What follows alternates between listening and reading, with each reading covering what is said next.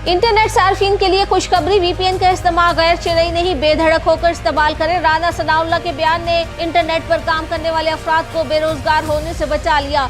अल्लामा रागिब नईमी ने हुकूमत को सपोर्ट किया, इनकी सपोर्ट उल्टा हुकूमत की ही तनकीद बन गई।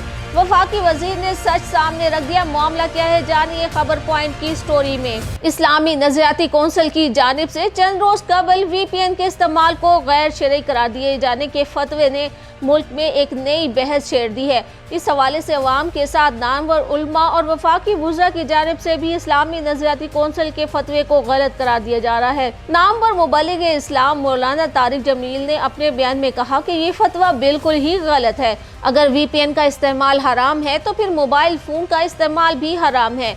वफाकी वजीर बराए बैनुल सूबाई राब्ता और वजीर आज़म के मुशीर बराए सियासी अमूर राना सनाउल्लाह ने इस्लामी नजरियाती कौंसिल की जानिब से वीपीएन के इस्तेमाल को गैर शरई करार देने के फैसले को आड़े हाथों ले लिया। इस्लामी नजरियाती कौंसिल की जानिब से चंद रोज कबल वीपीएन के इस्तेमाल को गैर शरई करार दिए जाने के फतवे के बाद से हुकूमत को शदीद तनकीद का निशाना बनाया जा रहा है और फतवे को गलत करार दिया जा रहा है। राना सनाउल्लाह का कहना था कि मेरी ज़ाती राय है कि वीपीएन का यह मामला इस्लामी नजरियाती कौंसिल का तो बनता ही नहीं है। चेयरमैन इस्लामी नजरियाती कौंसिल ने ख्वामख्वाह इस मामले पर अपनी राय दी है। मुझे नहीं मालूम कि उन्होंने क्यों इस राय का इजहार किया है। राना सनाउल्लाह का कहना था कि मैं समझता हूँ कि रागिब नईमी साहब ने गैर मुनासिब राय दी है।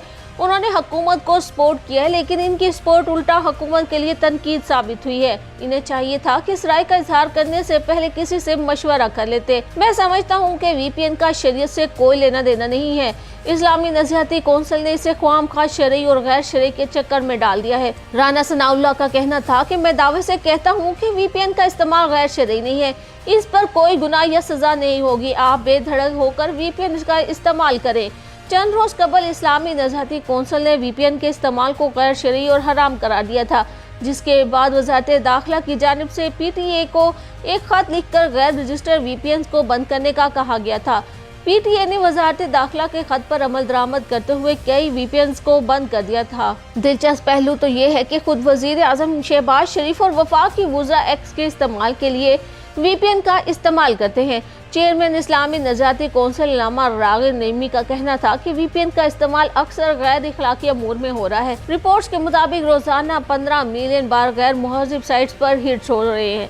अल्लामा रागिब नईमी का कहना था कि अगर वीपीएन को रजिस्टर कर देते हैं और मुस्बत तनकीद करते हैं तो इसके इस्तेमाल में कोई कबाहत नहीं है। लेकिन कोई मौलाना साहब से पूछे कि वीपीएन की रजिस्ट्रेशन से उनका क्या ताल्लुक है, क्या इनका इससे कोई परसेंटेज वाबस्ता है जो इन्हें वीपीएन की रजिस्ट्रेशन के लिए इसे गैर शरई करार देना पड़ा और उन्हें इसके बंद होने या रजिस्टर होने की इतनी फिक्र हो रही है।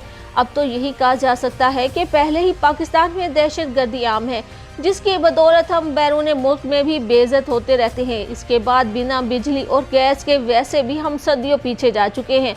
जिस मुल्क की 41% आबादी बेरोजगारी और कारोबारी नुकसानात के बाद गुर्बत की लकीर से नीचे जाती जा रही है, इन्हें खुदारा मजीद गारों के दौर में मत धकेलें।